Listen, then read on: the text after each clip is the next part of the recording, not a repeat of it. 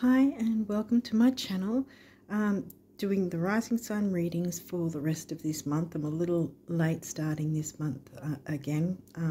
Yeah, we had a long weekend last weekend, and yeah, I've sort of been a little behind because I've been sort of thrown around by the eclipses. So yeah, even when you kind of have a good idea of how to work with them, there's still something that can come up. But yeah, anyway, so I joke, but it hasn't been a very easy time for me at this point. But yeah, anyway, this is the reading for Aries rising. And also I make a separate video for the collective, which isn't a card reading. It's showing the charts and the different energies that are going around for the month ahead, like not just eclipses and moon phases, but also retrogrades and whatever might be in pre-shadow, post-shadow and so forth as well. So it's well worth checking that out too, because it's kind of dovetailing your reading, that you can get a bit more information from that way, you know, to amalgamate the two, to navigate through the month. Yeah, so apart from that, check the pinned comment and some links in the description box that would, you know, that you might find helpful too. Yeah, I think that's all that I need to say at this point. So let's just jump into your reading and see what cards came through. Okay, so we've got Scorpio. The energies have been intense, but the eclipse was not in Scorpio. The full moon eclipse from earlier last month was in Pisces. But this new moon eclipse, solar eclipse, was actually in sidereal Virgo. And yeah, they've both been kind of throwing me around a bit, so it hasn't been fun. Anyway, so Scorpio is in your 8th house because you've got a natural natal chart. So every sign is going to have its actual house theme exactly the same for you guys, being Aries rising. So again, Cancer will be in your 4th house. Scorpio's in your 8th.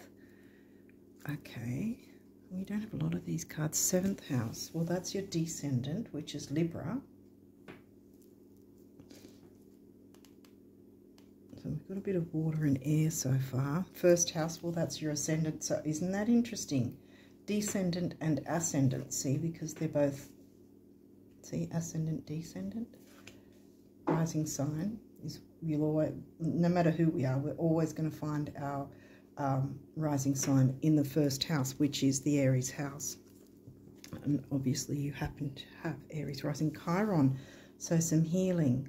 Doesn't surprise me with the new moon in Virgo eclipse.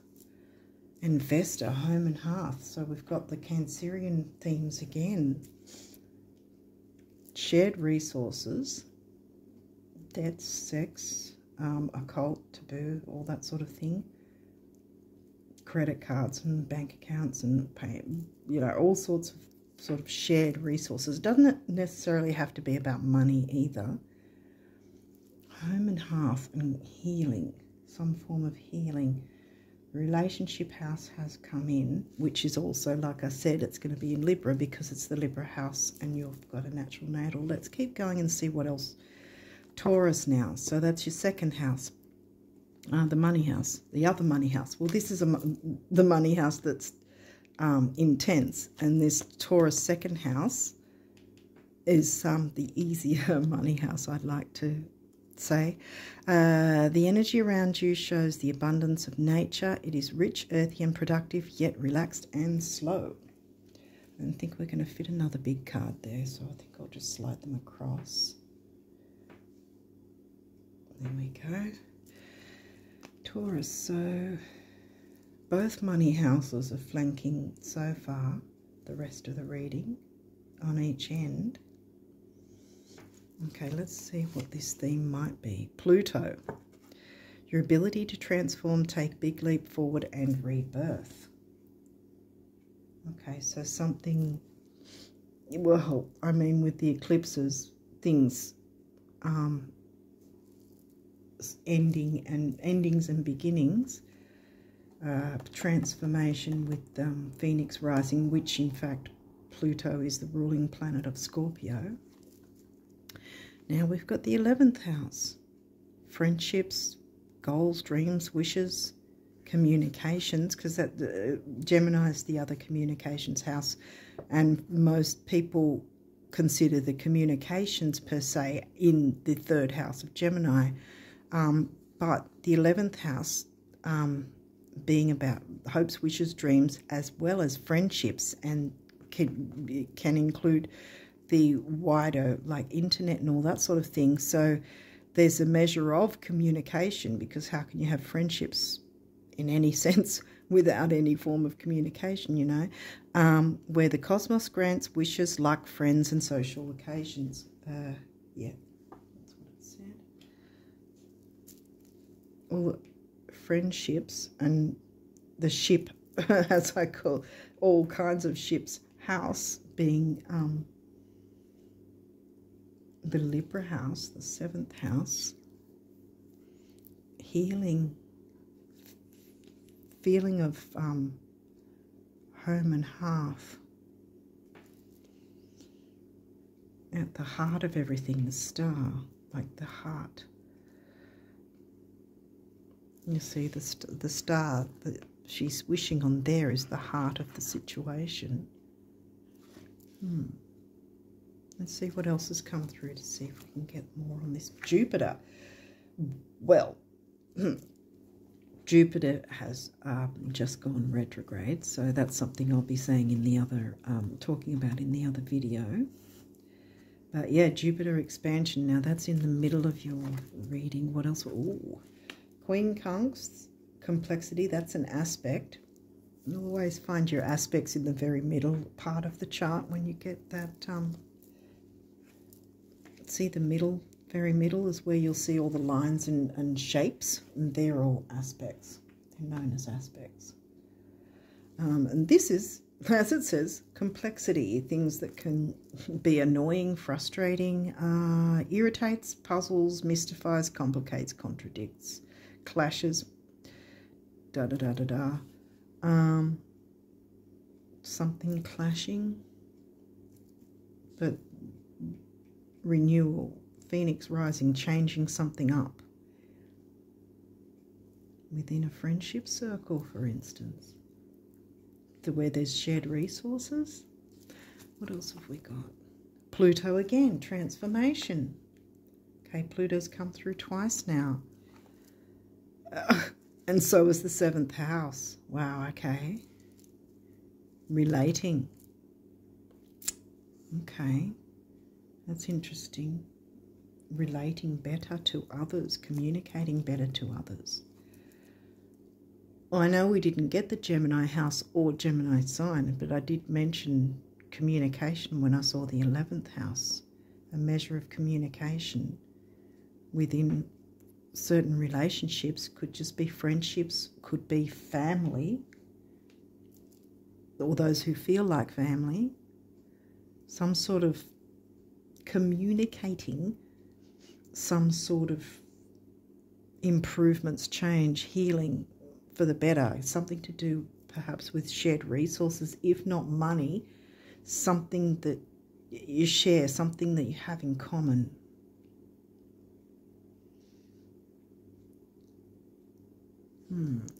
Okay, these might have reversals. We'll walk through it if there is. Let's see. Oh, gosh. Okay, we've got the first off the rank is in reverse. Progressions, journey. Okay, so that's in reverse.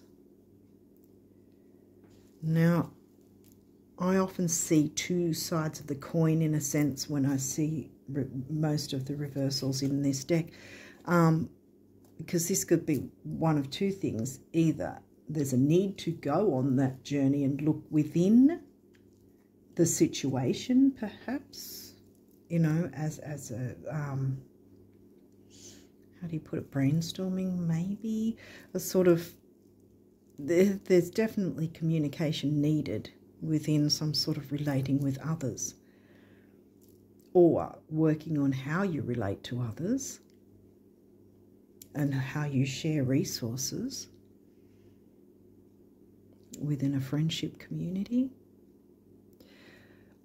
So it's either going within, or that there hasn't been, for some reason, either refusal, or that there hasn't been a perceived opportunity to take that journey and look into what sort of things might need to be changed up so that expansion and growth can happen within this paradigm dynamic. Neptune's upright, vision. So hold your vision. What vision do you have for the future? What vision do you have this sort of, for your hopes, wishes, dreams, or group situation relating to others? What's your vision? Hold that vision and bring it into the light, because Pluto's here twice to help transform and heal and bring a sort of gentleness, you know, with Vesta. And the Cancerian sign is gentleness as well. What else have we got here? Wow.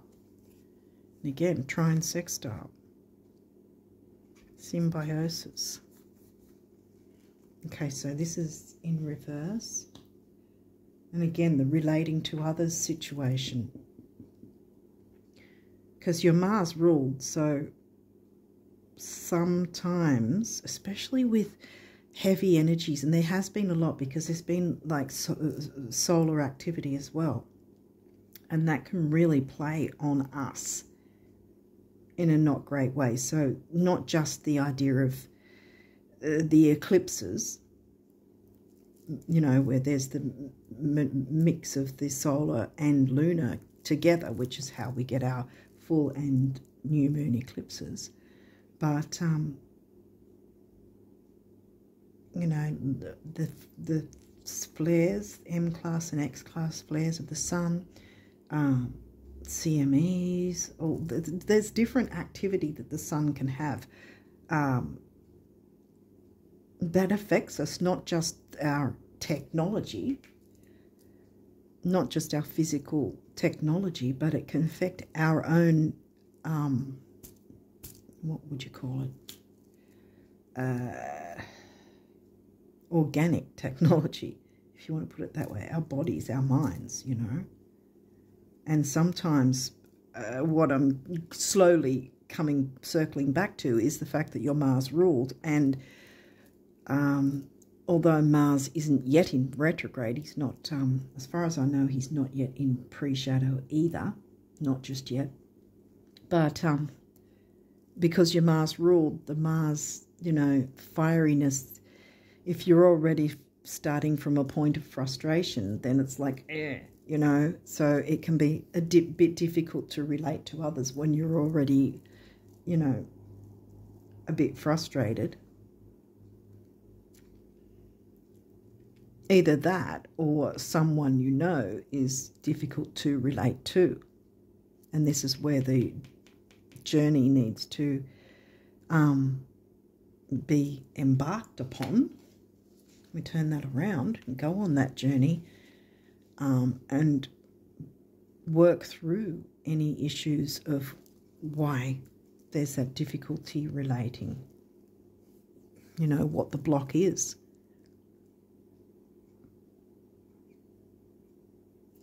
Okay, so what's this guy? Well, okay, Venus, beloved. Well, Venus isn't going to be retrograde until next year. And this is also in reverse.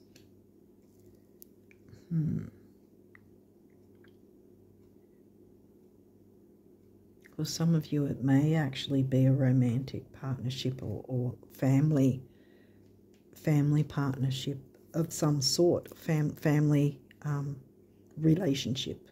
Doesn't necessarily mean partnership, just within a family dynamic, where maybe you feel like you're not being seen, you're not being respected, appreciated perhaps, you're not being heard, listened to, you know. your opinion or your input, or maybe what you're offering is not being appreciated. It's just sort of maybe by default just expected, perhaps. Again, take what resonates. Or someone may be feeling that way about you, but not telling you. So this is where we need to jump in and go on that journey. I don't have Aries rising, but I'm just saying in general, you know, this can be for any sign. These sort of things can come up from time to time.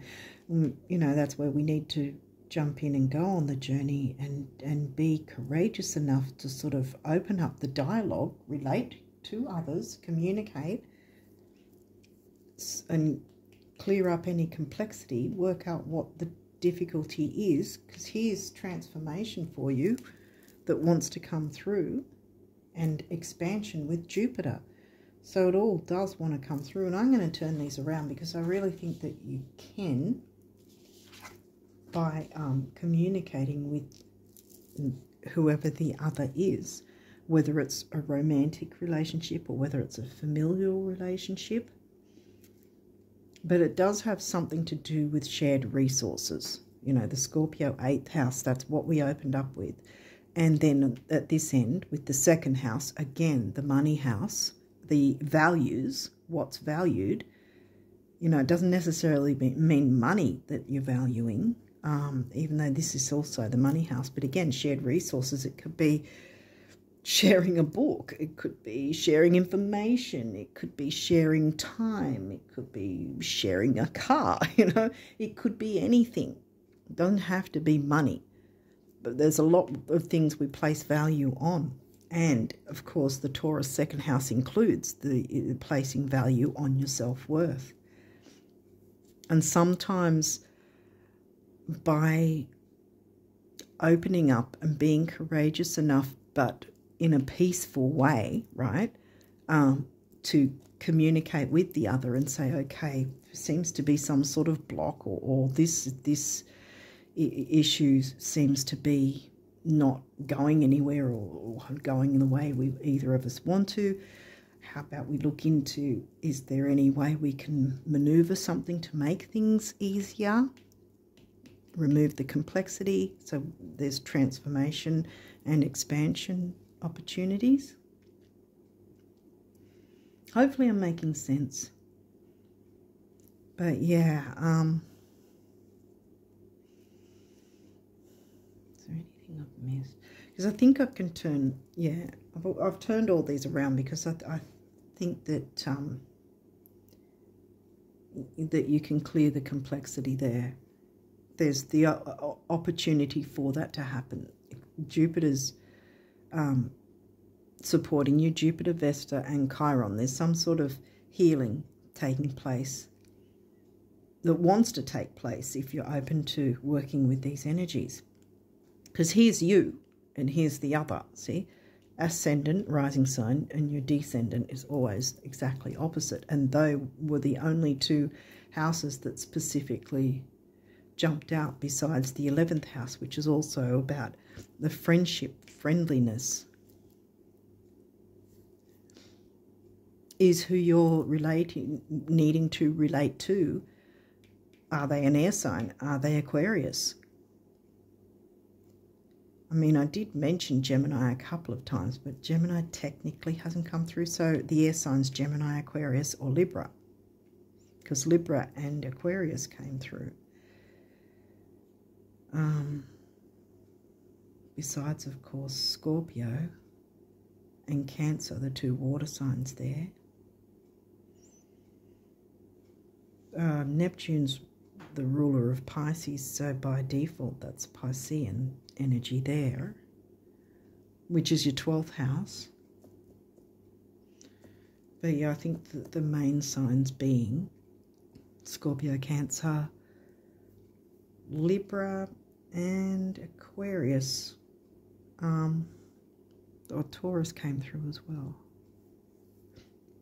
So any of those might be signs you're either dealing with, or might be one or more signs of yours, like your sun sign, your moon sign, or where there's particular activity in your chart. You know, do you have activity in your second house, Taurus house? Do you have activity in your 11th house, the Aquarius house? And so on and so forth. The 8th house, Scorpio house. 4th house, Cancerian. And of course, your 7th and your 1st, your Aries house and your Libra house. Do you have any planetary activity? Are these asteroids, are either of them within any of those particular sign and houses? Because that might put a little bit more light on the subject for you, help you to understand, because something might, see, Neptune might be in your Gemini house, and that's where Geminis come through.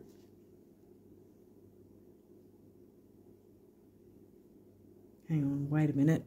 Wait a minute. Maybe not. I'm trying to think. Where's Neptune now?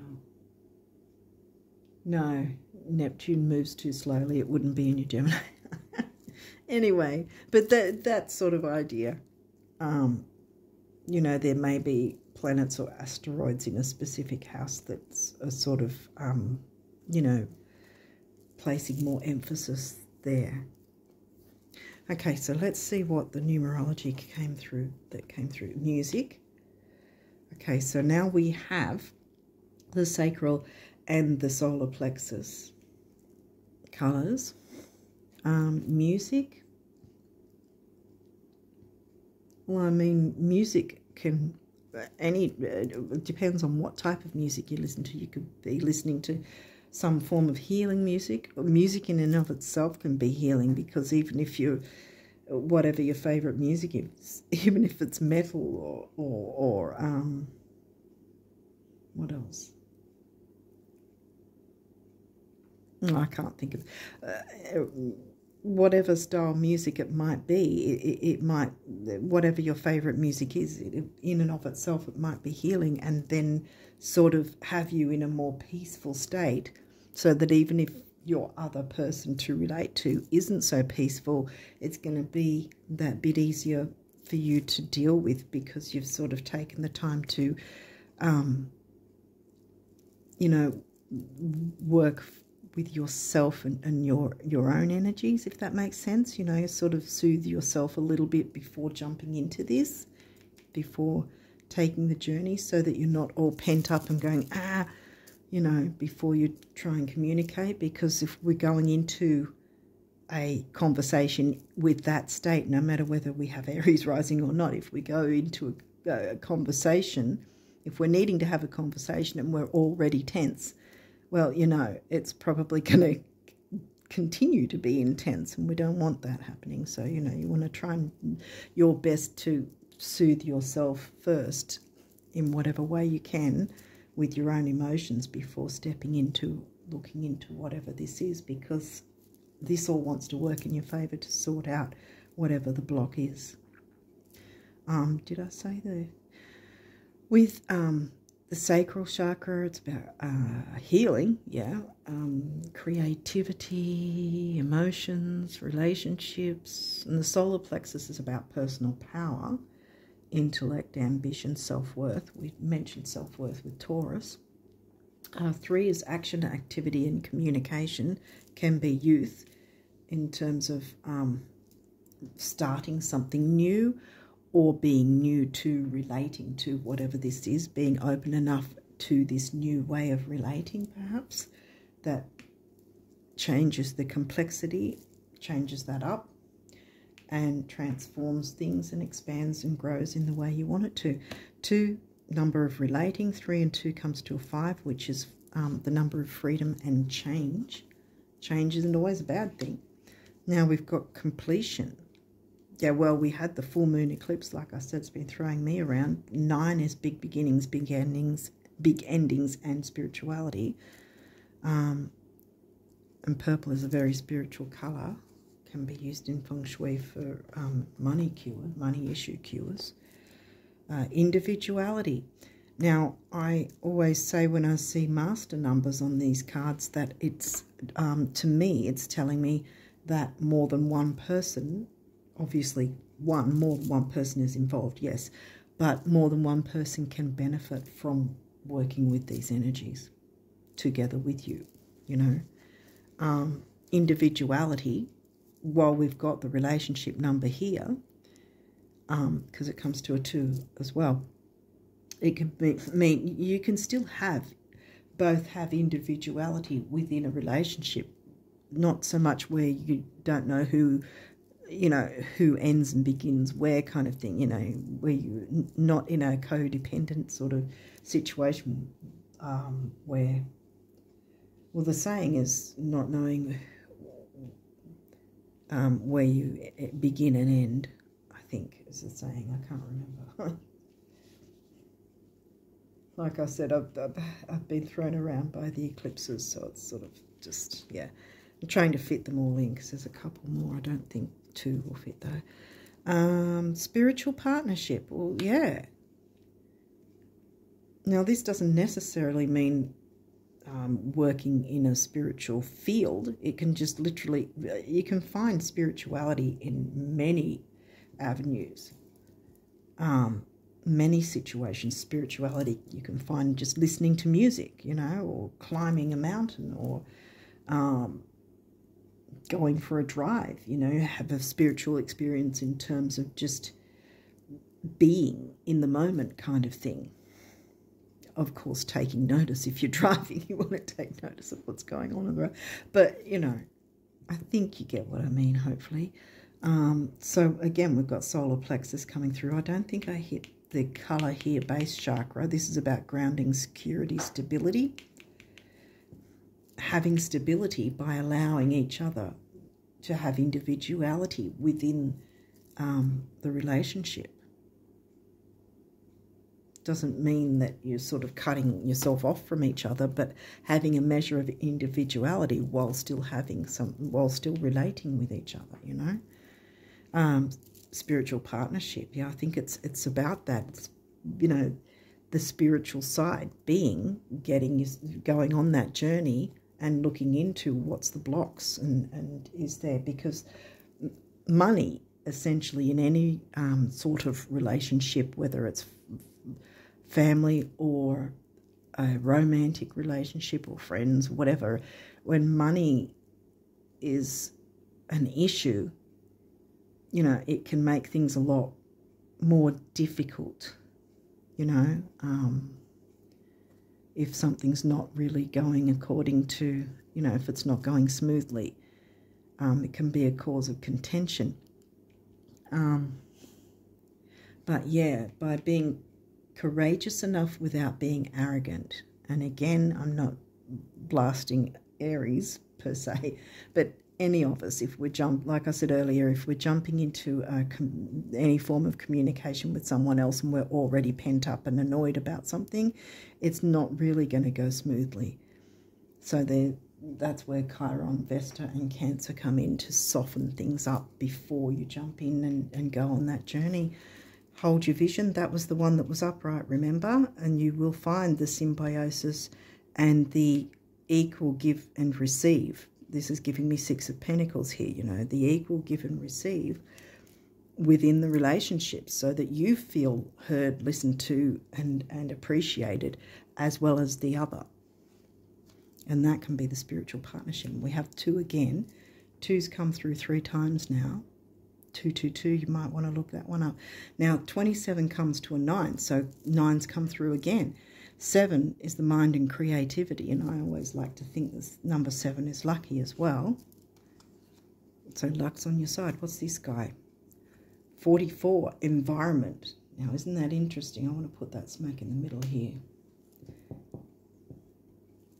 What sort of environment? This is, see, this can, again, it's another master number, by the way, but it can go a couple of ways where it can be the environment, get out and listen to the sounds, the music of nature, or get out in nature and maybe have some music with you.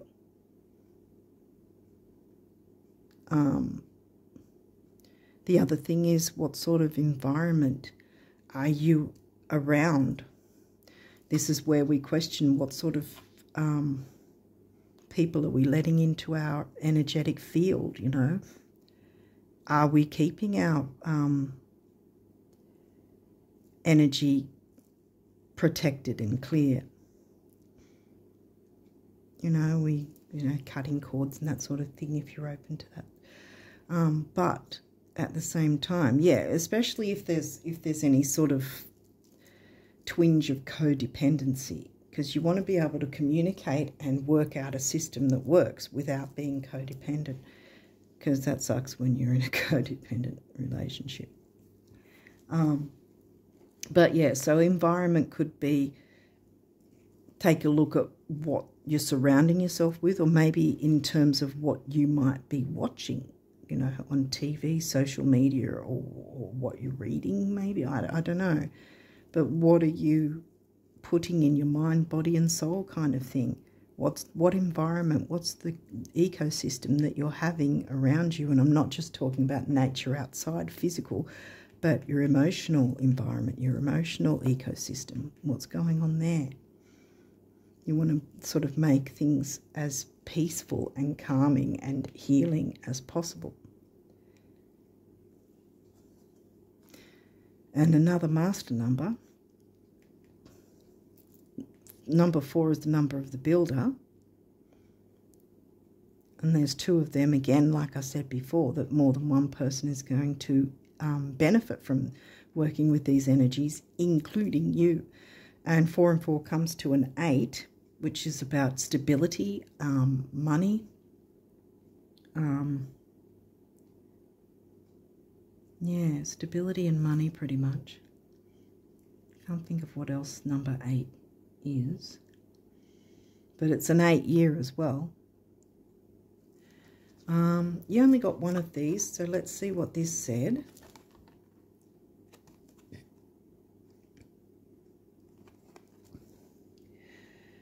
Question, what do rich folk daydream and visualize about? Yeah, whatever they want.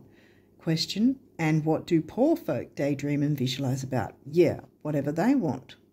You're coming along so quickly, the universe. So I think this is a reminder about the idea of if there is any sort of tension around money, you know, because a lot of the time the tension can be if we're stressing about what we don't have. Well, then we're putting our mind onto what we don't have, which is essentially telling the universe that we want more of what we don't have. You know, like, as in, we want to stay in that energy of not having even more than what we don't have, if that makes sense. So here's with the relating thing again, because that can be, again, a cause of contention when we're focusing on what we don't have. It stresses us out. When there's a way that we can peacefully work whatever the block is out, you know, and find some sort of solution that works best, where we'll be respected, appreciated, and balanced within the dynamic. Okay, what do the guardian angels want you guys to know? Believe. Be open to all possibilities and opportunities. Let go of preconceived ideas. Go on that journey. There is nothing to fear. You are constantly surrounded by love. Start to believe in yourself and trust your instincts. Wondrous possibilities and opportunities abound. Yes, provided you are flexible and retain an open heart and mind. Believe all is possible. Yes. And there's your star there, right? Believe all is possible. Wish upon a star. Expression. Expansion, expression. Express how you feel. Express how you feel clearly, lovingly, and honestly without fear or judgment. There, go on that journey to communicate. Say it exactly like it is. All will be resolved when you express to others how you truly feel. Trusting the power of life to guide you and heal all concerned. Self-expression is liberating and healing. Bam. Now this is also, yes, tell it like it is, as long as you're not sort of being perceived as saying something nasty. Just sort of,